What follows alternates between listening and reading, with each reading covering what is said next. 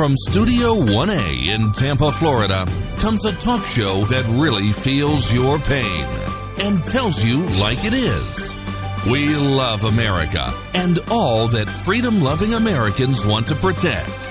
Live from coast to coast and on your radio, it's For the People with Keith Allen. We'll help you survive this thing called life. We're for the people.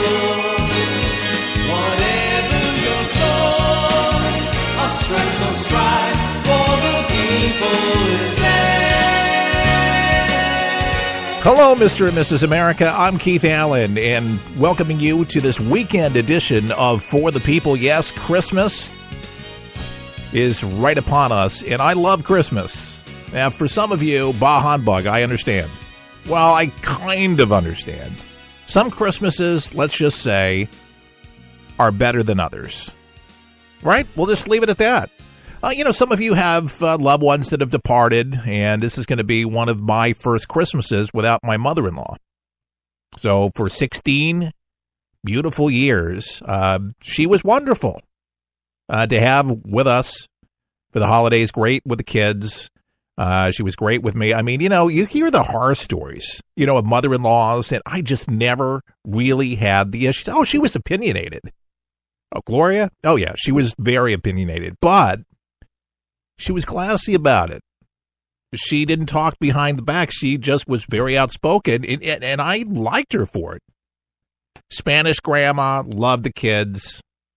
I'm going to miss Gloria this year for Christmas, but I wish everyone a very Merry Christmas. Trying to kind of get used to this weekend edition of For the People, because many of you know, been doing this show for, 3 years plus now, and we did 2 hours a day, and now it's 1 hour on the weekends, and all of you have to crave the weekend edition of For the People. And if you're just kind of catching up, because I still get emails saying, why can't I hear you during the weekdays? It's because I had to make a decision on the best direction as far as my time investment goes for the program. Now, we tried to go listener supported. It just didn't work.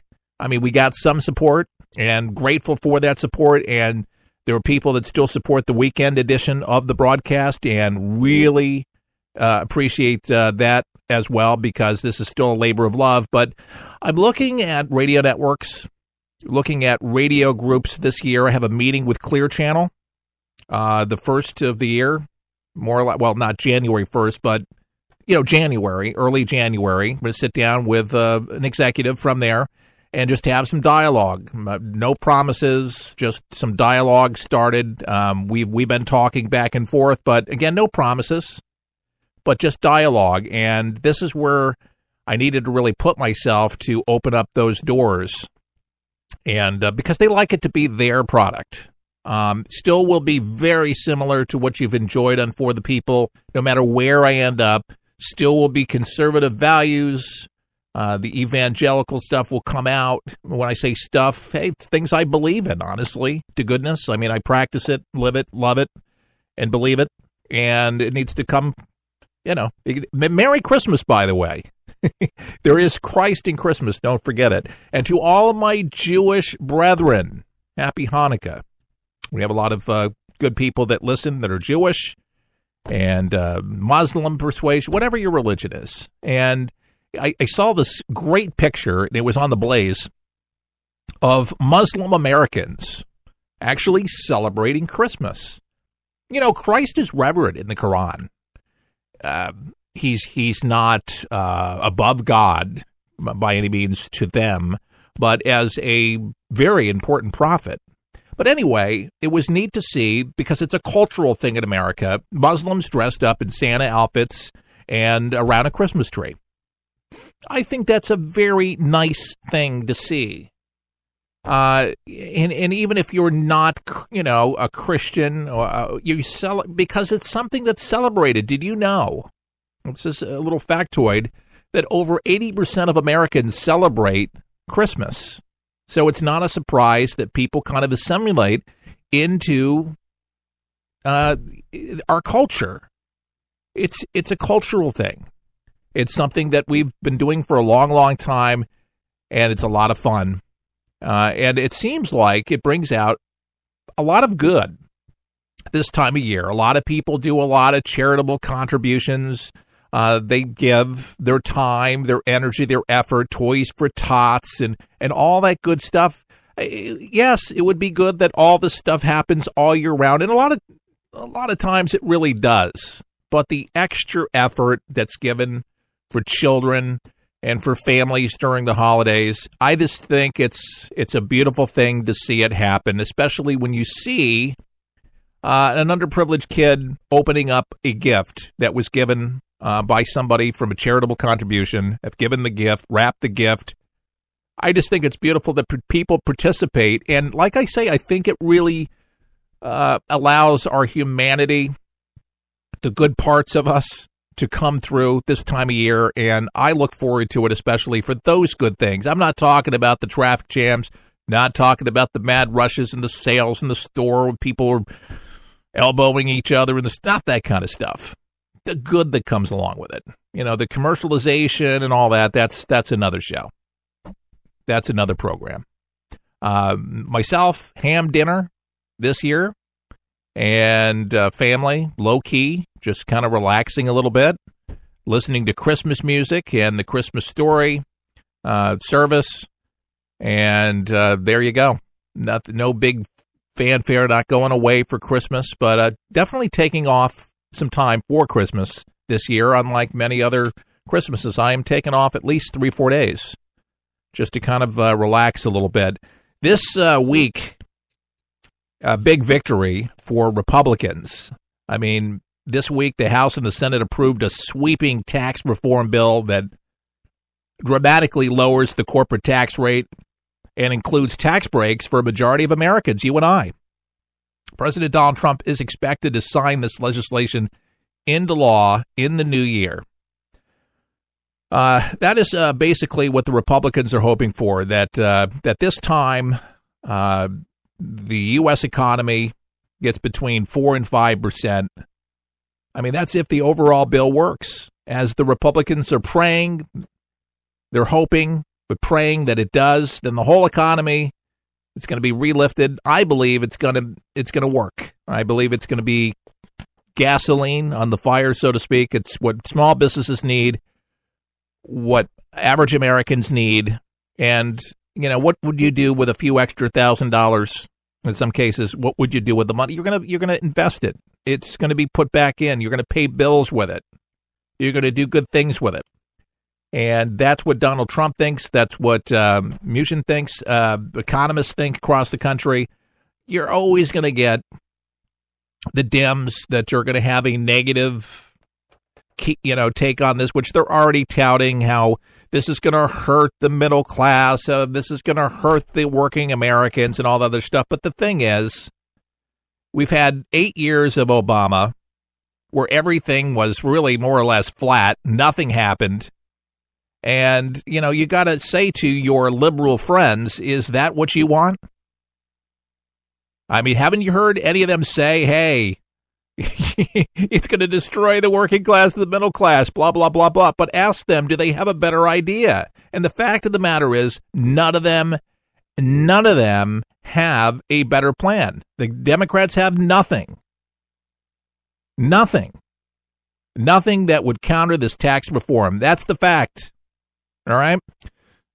It's a good victory for every American that's listening, and it's long overdue.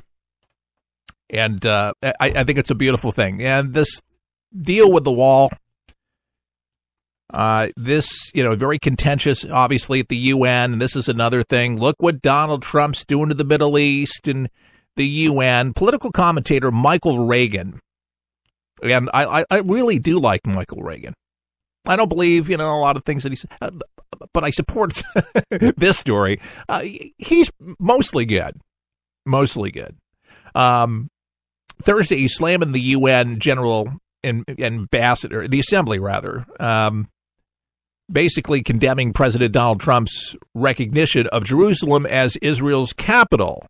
It's nice to have a president who doesn't get the permission from somebody at the UN. You get just about every other country slamming the United States. He says, why do we fund the United Nations at the level that we fund the United Nations? It's outrageous. Former President Ronald Reagan's eldest son, I'm referring to Michael Regan. He says, basically every country except for Israel votes against us every time they get a chance.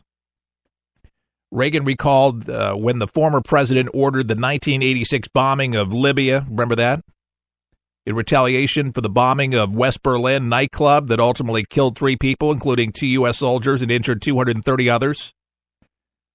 Michael Regan says, I was in the room when my dad called in and approved going to Libya, and I don't remember him calling the United Nations to ask permission to be president of the United States. I may not agree with him all the time, Reagan said of President Trump, but it's nice to have a president who doesn't get the permission from somebody at the UN. And I think that's a beautiful thing. And Nikki Haley, I got to tell you, I am so proud to have her as the ambassador to the UN. Her strong words this past week. Nikki Haley, folks. Here she is. The United States will remember this day in which it was singled out for attack in the General Assembly for the very act of exercising our right as a sovereign nation. We will remember it when we are called upon to once again make the world's largest contribution to the United Nations. And we will remember it when so many countries come calling on us, as they so often do, to pay even more and to use our influence for their benefit. America will put our embassy in Jerusalem. That is what the American people want us to do. And it is the right thing to do. No vote in the United Nations will make any difference on that. Wow. I mean, wow. This is something that should have been done so long ago. It's say what you mean, mean what you say what you mean. I mean, there's no mincing words there. Every country heard it, and they didn't care. They voted against it. And this is what they do. It's like, why do we flip the bill on all of these things? You know why we do it? We do it because we're good. We do it because it's the right thing to do. And that's what Nikki Haley said regarding having our embassy there in Jerusalem. It's the right thing to do. This is the Jews' land. This is not my land. It's not your land. It's the Jews' land. For millennial, it's been around forever. And by the way, just FYI, if you've been there and you know anything about the seat of government, most of their government offices are already there. It's just recognizing something that's really been, and none other president, other than kicking the can or President Obama himself recognizing in word, but not in deed. Trump is doing it in deed. Trump is doing it in tangible measures that you can actually see. He's making good on his promises. A very interesting look at the media by columnist Howard Kurtz. He says, I've sensed for weeks now that some of the media were on the verge of rolling out a contrary take on President Trump's first year in office. He says, in the wake of yesterday's final passage of massive tax cuts, that moment has arrived. The dominant media narrative, of course, is that Trump has gotten much done, that he hasn't got much done, and that he's in over his head. Have you heard that? That he hasn't done. He's not understanding government, that he keeps picking petty fights rather than winning big battles. But the thing about the pundits is that they get tired of pushing the same line week after week, month after month. Some inevitably want to seize credit for a new insight, for getting ahead of the pack with a burst of contrition wisdom. And that hot take is, hey, maybe Trump has gotten some important things done after all. It's true that the president has not gotten much from the Republican Congress this year, but a new law that cuts taxes for businesses and individuals, even though the measure polls poorly and is not mainly aimed at the middle class, puts an end